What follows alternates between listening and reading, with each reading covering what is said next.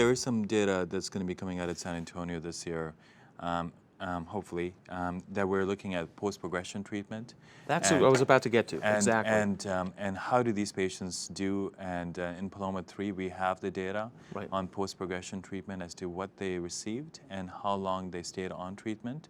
So that information, hopefully, we'll be able to share at the end of the year, because it really tells you, then are you able to maintain the benefits that you've gained?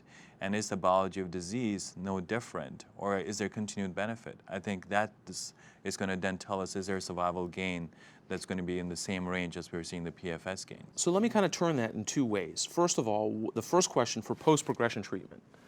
I think there is some kind of noise out there and some use out there of patients who have progressed on Palbo and letrozole, and then they get fulvestrant and Palbo. Is that a reasonable strategy? No, without any trials, that's not a reasonable strategy. Are there trials that are testing that, though? There are trials that are testing looking at that right now. There are trials looking at the role of continued suppression of CDK4/6 with Palbo beyond progression. So there is a randomized study which is evaluating it, but I think in clinical practice, you shouldn't do it. Carlos, you think there's science behind that would support it or not? Not that I'm aware, but I can speculate that maybe for those tumors that develop ER mutations, maybe the combination may be better. Right. You know. So I want to go back to this issue of whether we should treat everybody with a CDK4 inhibitor and an anti-estrogen up front. And I think that this is an effective targeted therapy combination. And we know that from the history of cancer therapy, every time we move a therapy early to the disease, we are more likely to change, or in fact change, the natural history of that disease. The fact that you start early doesn't mean that you may not have to continue it forever. You may add the CDK4 inhibitor for a short period of time, allow you to maybe reprogram that disease and then stop. So maybe that would be an option, because there is toxicity and there is also cost. I think we can fix the cost. It's harder to fix toxicity. Right.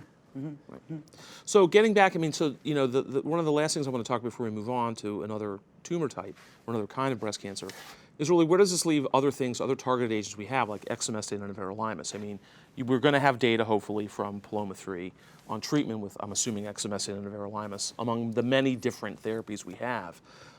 Is that still a viable option after progression on a CDK4 inhibitor? Yeah, no, I think most certainly. I think there is the challenge, as we have learned, as we plug and play new therapies in, we don't have the prospective evidence to the same degree. But the sequence of treatment, I think exemestane and Everolimus is still an option to consider for patients who have had CDK4/6, patients who have had single agent therapy previously.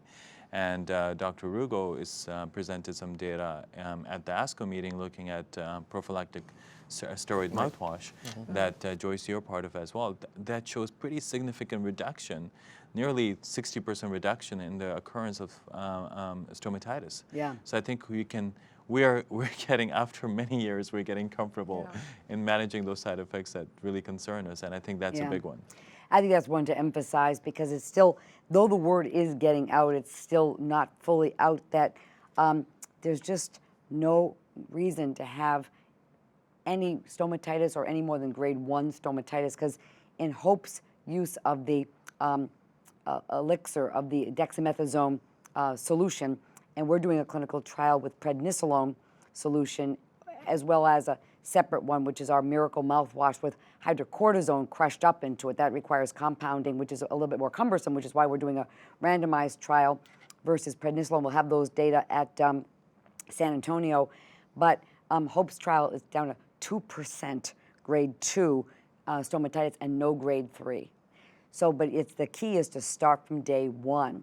It's swish and expectorate 3-4 times a day, and you only need to do it for the first 6 or 8 weeks, because then after that, the stomatitis incidence goes way, way down, and then patients can just use a PRN. So I really liked Hope's bottom line from her abstract, which is, this is the new standard of care. So I totally agree with that. You know, thinking back now, if we had, because if I remember in Bolero 2, the discontinuation rate was close to 18%.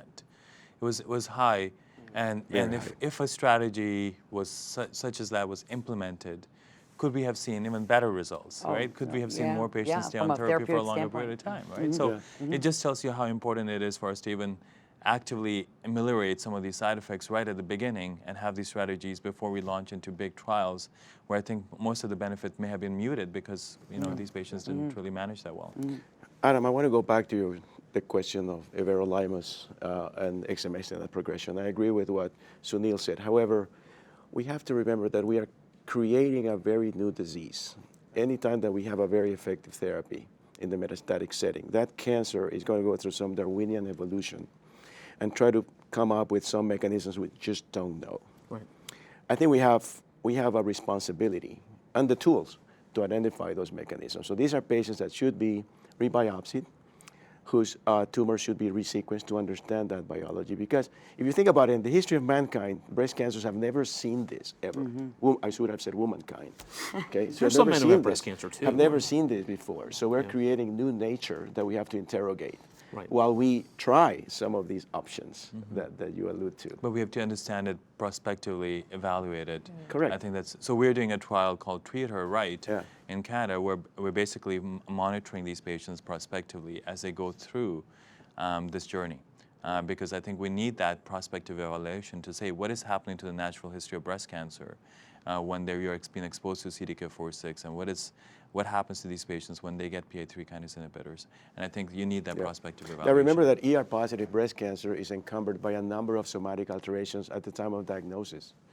So these are data from the TCGA and other databases. So that cancer has at its disposal a number of alterations that she or he, whatever the sex of the cancer is, can usurp and upregulate and use.